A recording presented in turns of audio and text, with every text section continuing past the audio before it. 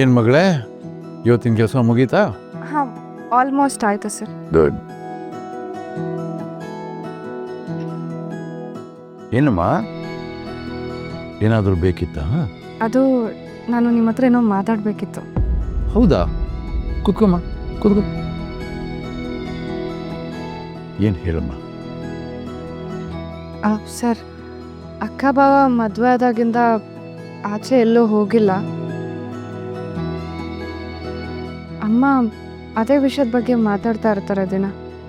ಇಷ್ಟು ದೊಡ್ಡ ಸಂಸಾರ, ಇಷ್ಟು ಒಳ್ಳೆಯ ಸಂಬಂಧ, ಆದರೆ ನಾವು ಎಲ್ಲರೂ ಸೇರಿ ಅವರಿಗೊಂದು ಅಡಿಪಾಯ ಮಾಡಿಕೊಡೋಕ್ಕಾಗ್ತಾಯಿಲ್ಲ ಅಂತ.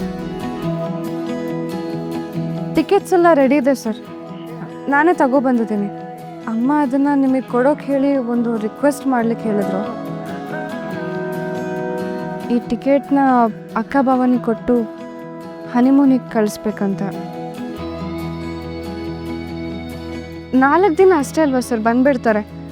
ಇದು ಅಮ್ಮನ ಆಸೆ, ಅವರಿಬ್ಬರು ಹೋಗಿ ಬರಲಿ ಅಂತ. ಅದಕ್ಕೆ ನಾನು ನಿಮ್ಮ ಹತ್ರನೇ ಬಂದು, ನೀವು ಹಿರಿಯರಲ್ವಾ, ನಿಮ್ಮ ಹತ್ರನೇ ಪರ್ಮಿಷನ್ ಕೇಳೋಣ ಅಂತ ಬಂದೆ. ಅವರಿಬ್ಬರು ಖುಷಿಯಾಗಿರಬೇಕು ಅಂತ ಅಷ್ಟೇ ಸರ್, ಮತ್ತೇನೂ ಇಲ್ಲ. ಹೌದಮ್ಮ, ಮಕ್ಕಳು ಸಂತೋಷನ ಬಯಸೋರೆ ಹೆತ್ತವರು. ಹೆಣ್ಣೆತ್ತಿರಲಿ ಗಂಡು ಹೆತ್ತಿರಲಿ, ಅವ್ರ ಖುಷಿ ನೋಡಿಕೊಂಡು ತುಂಬ ಆನಂದ ಪಡ್ತಾರೆ. ಈ ಕೆಲಸ ನಾನೇ ಮಾಡಬೇಕಾಗಿತ್ತು. ನಾನು 1-2 ಸಲ ಅಂದ್ಕೊಂಡೆ, ಆದರೆ ಏನೇನೋ ತಾಪತ್ರೆಗಳು, ಡಿಸ್ಟರ್ಬೆನ್ಸ್ಗಳು ಮರ್ತುಬಿಟ್ಟೆ. ನಾನು ಒಳ್ಳೆ ಟೈಮ್ಗೆ ನೆನಪು ಮಾಡಿದ್ಯಾ ನೀನು. ನಾನು ವಿನಯ್ ಹತ್ರ ಮಾತಾಡ್ತೀನಮ್ಮ.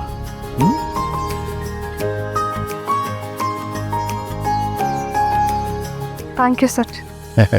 ಥ್ಯಾಂಕ್ಸ್ ಯಾಕಮ್ಮ, ಒಂದು ಕುಟುಂಬ ಅಂದಮೇಲೆ ಒಬ್ರಿಗೊಬ್ರು ಎಲ್ಲನೂ ಹಂಚ್ಕೊಳ್ಬೇಕು.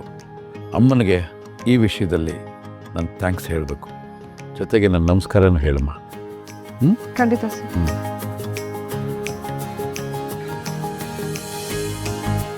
ಸರ್, ಇದು tickets. Thank you so much. ನಾನು ಬರ್ತೀನಿ ಸರ್. ಆಗಲಿಮ್ಮ, ಹುಷಾರಾಗಿ ಹೋಗ್ಬಾ.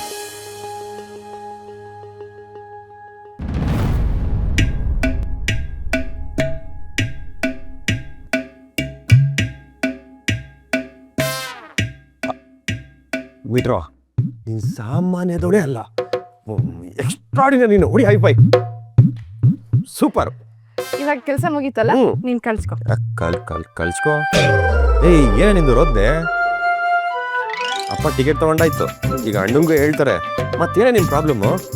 ಸರು ಭಾವನ ಹತ್ರ ಮಾತಾಡ್ತೀನಿ ಅಂತ ಹೇಳಿದ್ದಾರೆ. ಭಾವ ಒಪ್ಕೊಳ್ತಾರೆ, ಆದರೆ ಪ್ರಾಬ್ಲಮ್ಮು ಭಾವ ಅಲ್ಲ. ಅದಕ್ಕೆ ಅಪ್ಪ ಹೇಳಿದ ಮಾತಿಗೆ ಹ್ಞೂ ಅಂತ ಹೇಳೋದೇ ಇಲ್ಲ, ಒಪ್ಕೋತಾರೆ.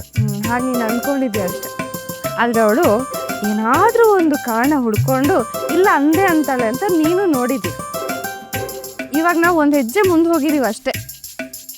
ನಡೆ ಮುಂದೆ ನುಗ್ಗಿ ನಡೆ ಮುಂದೆ. ಈ ಒಂದು ಸಣ್ಣ ಗೆಲುವು ನಮಗೆ ಖುಷಿ ಕೊಡುತ್ತೆ.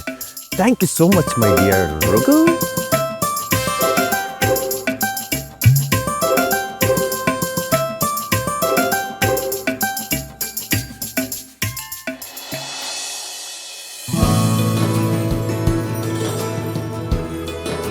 ಅಣ್ಣ,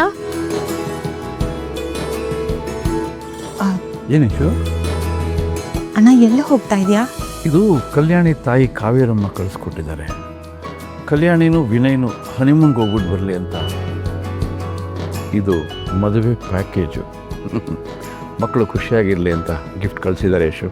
ಇದನ್ನ ವಿನಯ್ಗೆ ತಗೊಂಡು ಹೋಗಿ ಕೊಡ್ತಿದ್ಯಾ? ಹೌದು.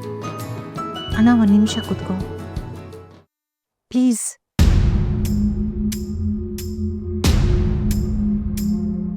ಹೇಳು ಯಶು, ಏನಾಯ್ತು? ಅಣ್ಣ, ಈಗ ಇದನ್ನ ಅವ್ರಿಗೆ ಕೊಡೋ ಅವಶ್ಯಕತೆ ಇಲ್ಲ ಅಂತ ಅನ್ನಿಸ್ತಿದೆ ಅಣ್ಣ. ಯಾಕೆ? ಅದು ಅವರಿಬ್ರು ಇನ್ನೂ ಗಂಡ ಹೆಂಡತಿನೇ ಆಗಿಲ್ಲ ಅಣ್ಣ.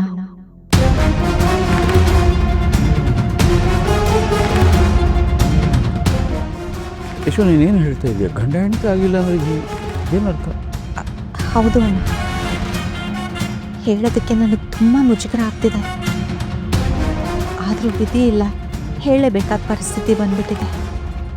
ಅದೇನು ಅಂತ ಹೇಳು. ಅಣ್ಣ, ವಿಷಯದ ಗಿಡ ಬೆಳೆಯೋದಕ್ಕಿಂತ ಮುಂಚೆ ಬೇರೆ ಸಮೇತ ಅದನ್ನು ಕಿತ್ತು ಹಾಕ್ಬಿಡ್ಬೇಕಲ್ವಾ ಅಣ್ಣ? ನನಗೊಂದು ಅರ್ಥ ಆಗ್ತಿಲ್ಲ ಯಶು, ಸ್ವಲ್ಪ ಬಿಡಿಸಿ ಹೇಳ್ತೀಯಾ? ಅವರಿಬ್ರು ಬೇರೆ ಬೇರೆ ಮಲ್ಕೋತಾ ಇದ್ದಾರೆ ಅಣ್ಣ. ಇದನ್ನು ನಾನು ತುಂಬ ದಿವಸದಿಂದ ಗಮನಿಸ್ತಾ ಬಂದೆ, ಆದರೆ ಯಾರ ಹತ್ರನೂ ಹೇಳ್ಕೊಳ್ಳೋದಕ್ಕಾಗಲಿಲ್ಲ ಅಣ್ಣ. ನನಗೆ ನಾವು ಇಷ್ಟು ಕಷ್ಟಪಟ್ಟು ವಿನಯ್ಗೆ ಮದುವೆ ಮಾಡಿದ್ದು ಅದಕ್ಕೋಸ್ಕರ ಅಣ್ಣ. ಅವರಿಬ್ರು ಚೆನ್ನಾಗಿರ್ಬೇಕು, ಖುಷಿಯಾಗಿರ್ಬೇಕು ಅಂತ ತಾನೆ. ಹೀಗೆ ನೋಡಿದ್ರೆ ಎಲ್ಲ ತಲೆ ಕೇಳ್ಕಾಗೋಗಿದೆ ಅಣ್ಣ.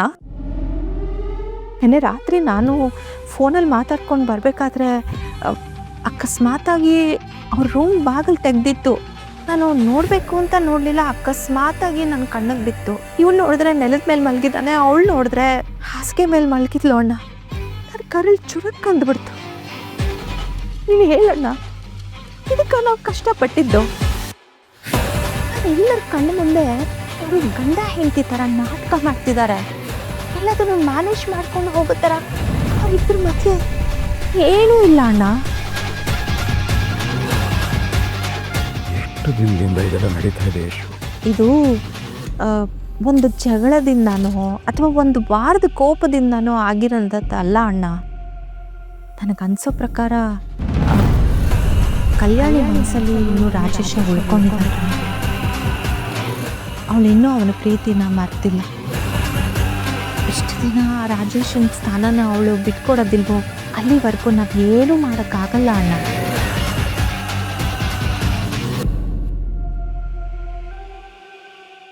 ಕಲ್ಯಾಣಿ ಆ ಹುಡುಗನ ತುಂಬ ಪ್ರೀತಿ ಮಾಡಿದ್ದಾಳೆ ಯಶು. ಅವನನ್ನು ಮರೆಯೋದು ಅಷ್ಟು ಸುಲಭದ ಮಾತಲ್ಲ. ಅವನ್ನ ನೆನೆಸ್ಕೊಂಡು ಅವಳಿಗೆ ದುಃಖ ಪಡೋದಕ್ಕಾಗಲಿ ಅಳೋದಕ್ಕಾಗಲಿ ಸಂಪೂರ್ಣ ಹಕ್ಕಿದೆ. ಅದನ್ನು ಮರೆತು ಬಿಡು ಅಂತ ಹೇಳೋದಕ್ಕೆ ನಮ್ಗೆ ಯಾವ ಹಕ್ಕು ಇಲ್ಲಮ್ಮ. ಅವಳ ಮನಸ್ಸಿನಿಂದ ಅವನು ಸಂಪೂರ್ಣವಾಗಿ ಹೊರಗಡೆ ಹೋಗೋವರೆಗೂ ನಾವು ಅವಳಿಗೆ ಕಾಲಾವಕಾಶ ಕೊಡಬೇಕು, ಕಾಯಬೇಕು. ನಿಜ ಅಣ್ಣ, ನಿಜ. ನಾನು ಒಪ್ಕೋತೀನಿ, ನನಗೆಲ್ಲ ಅರ್ಥ ಆಗುತ್ತೆ. ಇಮ್ಮಿಡಿಯೇಟ್ ಆಗಿ ಯಾವುದೂ ಆಗೋದಿಲ್ಲ, ಅದು ಅಷ್ಟು ಬೇಗ ಮರೆಯೋದಕ್ಕೆ ಆಗೋದಿಲ್ಲ ಅಂತ ನನಗೆ ಚೆನ್ನಾಗಿ ಗೊತ್ತು ಅಣ್ಣ. ಆದರೆ ನಮ್ಮನೆ ಮಗನ ಬಗ್ಗೆನೂ ಯೋಚನೆ ಮಾಡಬೇಕಲ್ವ ಅಣ್ಣ? ಅವನು ಎಷ್ಟು ದಿನ ಅಂತ ಕಾಯ್ಬೇಕಣ್ಣ? ಹೇಳು ನೀನೇ.